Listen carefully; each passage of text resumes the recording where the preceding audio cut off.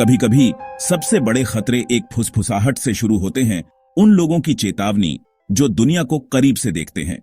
हाल ही में यूनेस्को संयुक्त राष्ट्र के वैज्ञानिक और सांस्कृतिक संगठन ने एक गंभीर अलर्ट जारी किया। अगले एक साल में शायद 2025 तक एक बड़ी सुनामी की घटना होने की संभावना है। यह कोई वाइल्ड गेस नहीं है, यह एक साइंटिफिक प्रेडिक्शन है, खासकर मेडिटेरेनियन कोस्ट के समुदायों के लिए। लेकिन इसका असर ग्लोबल है। कई कोस्टल सिटीज इस स्केल की वेव के लिए तैयार नहीं है। यूनेस्को का सुनामी रेडी प्रोग्राम इसे बदलना चाहता है, यह सुनिश्चित करते हुए कि हर रिस्क वाले समुदाय को 2030 तक पता हो कि क्या करना है। सवाल यह नहीं है कि एक और विशाल लहर आएगी या नहीं, बल्कि कब आएगी। यह पैनिक के बारे में नहीं है, यह अवेयरनेस और एक्शन के बारे में है। भारत के लिए 7,500 किलोमीटर से अधिक कोस्टलाइन के साथ यह चेतावनी घर के करीब लगती है। हमने पहले भी ओशन का गुस्सा देखा है, खासकर 2004 में। जब यूनेस्को बोलता है तो हमें सुनना और एक्ट करना चाहिए। अर्थ एक कनेक्टेड सिस्टम है, कहीं भी एक कंपन हर जगह डेडली रिपल्स भेज सकता है। मिशन सिंपल है, तैयार रहें, सतर्क रहें। सर्वाइवल इस पर डिपेंड करता है। थ्रेट को समझने के लिए हमें 26 दिसंबर 2004 बॉक्सिंग डे याद रखना चाहिए। सुमात्रा के पास एक विशाल 9.1 मैग्नीट्यूड के अर्थक्वेक ने एक सुनामी को जन्म दिया जो इंडियन ओशन में फैल गई। पूरे शहर मिनटों में गायब हो गए। कोई चेतावनी नहीं थी, भागने का कोई समय नहीं था। समुद्र पीछे हट गया, जिससे ओशन फ्लोर दिखाई दिया। जिज्ञासु दर्शक अनजाने में डिजास्टर की ओर भाग रहे थे।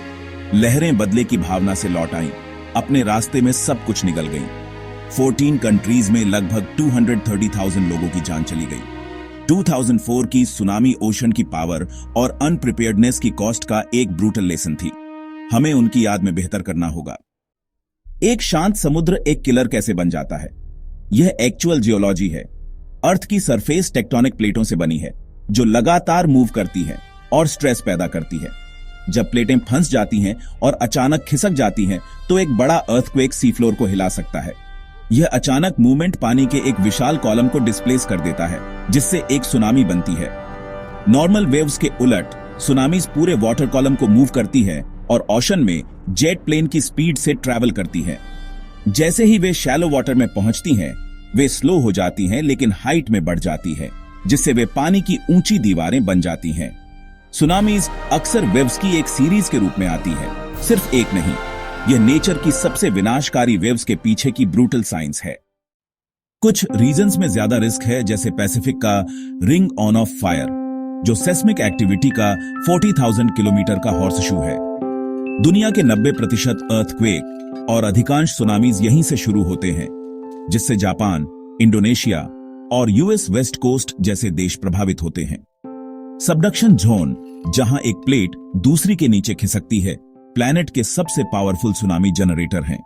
लेकिन मेडिटेरेनियन भी एक डेंजर जोन है, जिसमें अफ्रीकन प्लेट यूरेशियन प्लेट के नीचे धकेल रही है।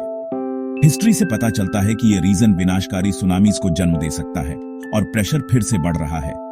इस्तांबुल और अलेक्जेंड्रिया जैसे शहर रिस्क पर हैं। भारत के लिए हमारा थ्रेट इंडियन ओशन है, लेकिन ग्लोबल इंटरकनेक्टेडनेस का मतलब है कि हमें अलर्ट रहना चाहिए। इन डेंजर जोन को जानना सेफ्टी का पहला स्टेप है।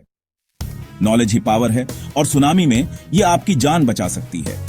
ऑनफिशियल वार्निंग्स बहुत जरूरी है, लेकिन कभी कभी आपको अपनी सेंसेज पर डिपेंड करना पड़ता है। यदि आपको कोस्टल एरिया में एक स्ट्रॉन्ग अर्थक्वेक महसूस होता है, तो वेट न करें, तुरंत ऊंची जगह पर जाएं।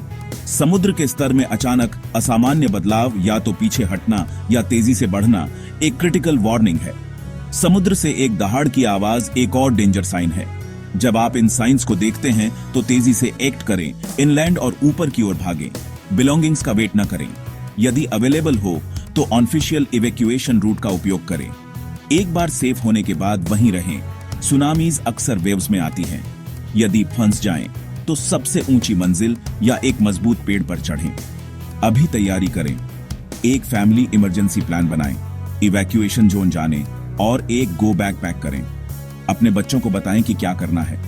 आपकी फैमिली आपकी टीम है। हर किसी को प्लान पता होना चाहिए। तैयारी ही सर्वाइवल की कुंजी है।